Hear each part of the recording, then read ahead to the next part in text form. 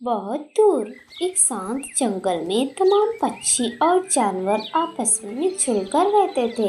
हर कोई अपनी दुनिया में खुश था, लेकिन इस बार मौसम कुछ अलग था। हवा में ठंडक थी, पेड़ों के पत्ते सूखने लगे थे और आसमान में उड़ते पक्षियों में हलचल बढ़ रही थी। सुनो सुनो सुनो, सब लोग सुनो। इस बार की सर्दी पहले से कहीं ज्यादा तेज आने वाली है। पिछली बार की तरह हल्की नहीं होगी। हमें सबको तैयारी कर लेनी चाहिए। अरे तोते, तू हर साल यही कहता है। हर बार भारी सर्दी की चेतावनी देता है और फिर वही हल्की ठंडक निकलती है। हाँ हाँ, सही कहा। हर साल हम ये बातें सुनते हैं, लेकिन कुछ खास नहीं होता। मुझे लगता है तोते की बात को नजरअंदाज नहीं करना चाहिए। अगर सच में सर्दी ज्यादा पड़ी तो क्या होगा? लारा ने इंतजार नहीं किया। वो अब उड़ चली अपने पड़ोसियों के पास। दोस्तों, क्या तुम लोगों ने तोते की बात नहीं सुनी? हमें अपने घरों को मजबूत करना चाहिए। सर्दी कब दस्तक दे दे, कौन जाने। अरे लारा, इतनी चिंता मत किया कर। हर साल की तरह इस बार भी ठंड थोड़ी सी ही पड़ेगी। नहीं गुल्ली, ये लापरवाही ठीक नहीं। तैयारी करना नुकसान नहीं करता, बल्कि बचा लेता है।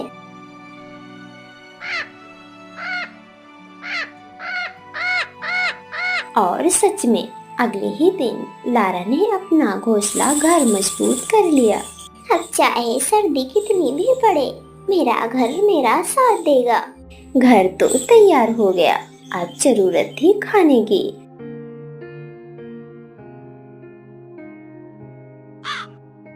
अरे लारा, इतनी जल्दी में कहाँ जा रही हो?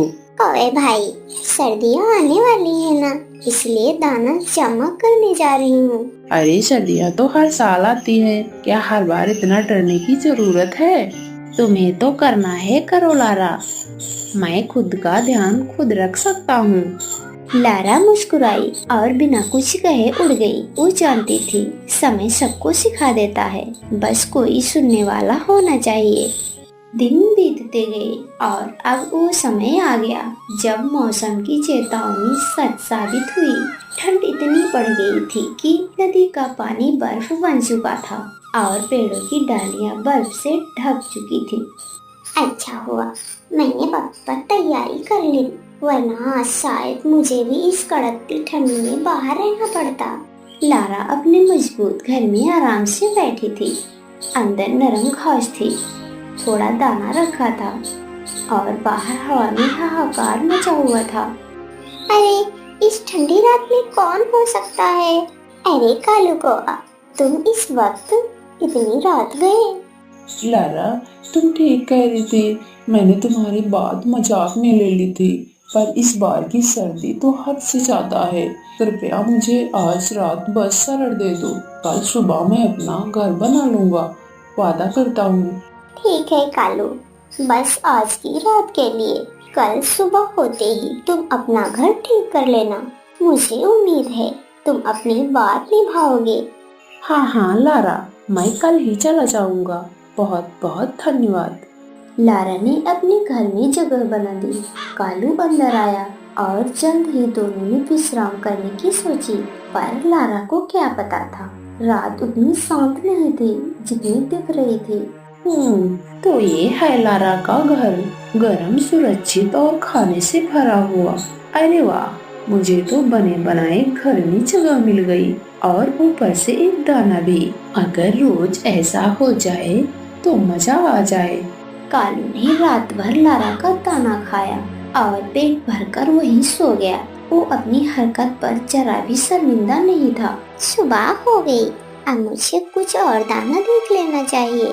अरे, ये अब तक सो रहा है, शायद बहुत थक गया होगा। अरे वाह लारा, तुम्हारा घर तो बहुत अच्छा है। चलो अब मैं चलता हूँ।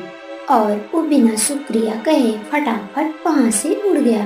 लारा ने बस मुस्कुरा दिया। उसे लगा शायद कालू जल्दी में होगा, पर उसे ये नहीं पता था कि उसके घर में अब दाने नहीं बचे हैं। जैसा तोते ने कहा था, दिन बीतते ही ठंड और कड़क हो गई।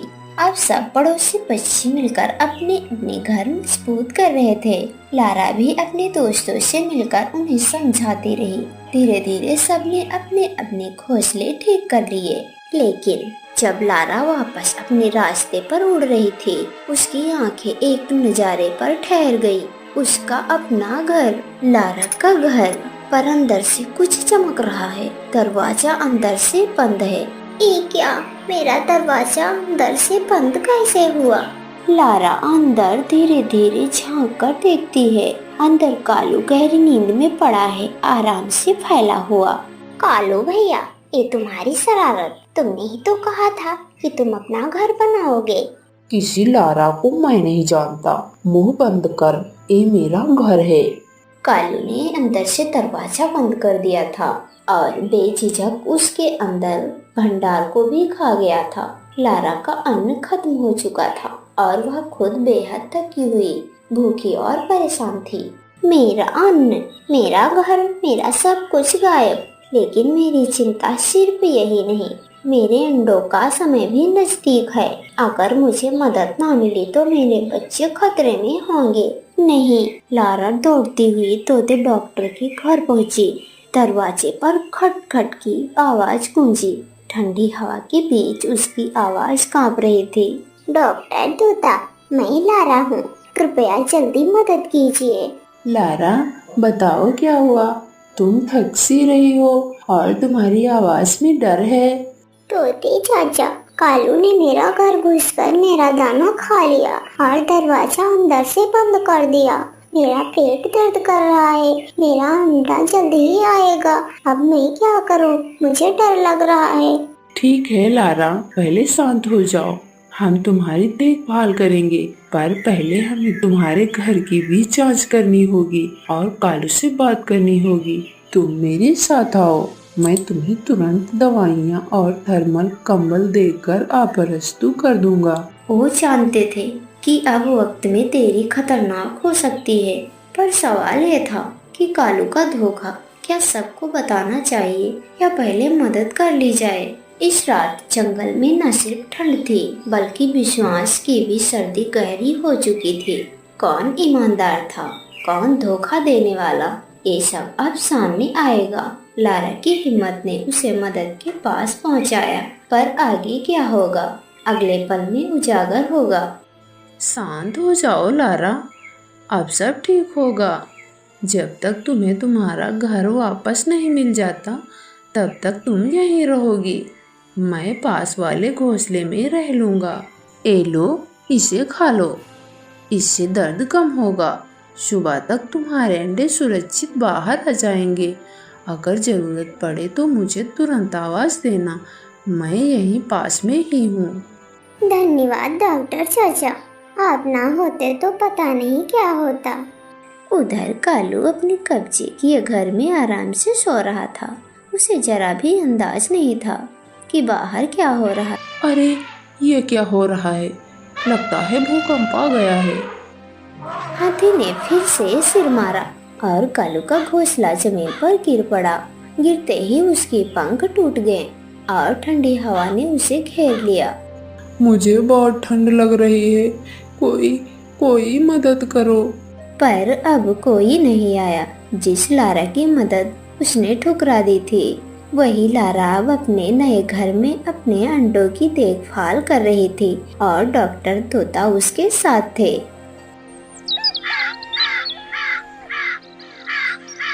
सुबह जब सूरज निकला तो जंगल में हर कोई समझ चुका था, लालच और धोखा कभी किसी का भला नहीं करते। वो खुद अपने बुरे कर्मों से हार गया। डॉक्टर चाचा, देखिए मेरे अंडे सुरक्षित बाहर आ गए, सब ठीक है। हाँ लारा, अब डरने की कोई जरूरत नहीं, पर याद रखना, सर्दी सिर्फ मौसम की नहीं होती, कभी कभी दिलों में भी पड़ जाती है। पर जो दूसरों की मदद करते हैं, उनके दिल हमेशा गर्म रहते हैं। इस कहानी से हमें यह सीख मिलती है, जिसने बुरे समय में हमारी मदद की हो, उसका एहसास कभी मत भूलो, क्योंकि जो कृतज्ञ नहीं होता वो जीवन की सर्दियों में हमेशा अकेला रह जाता है।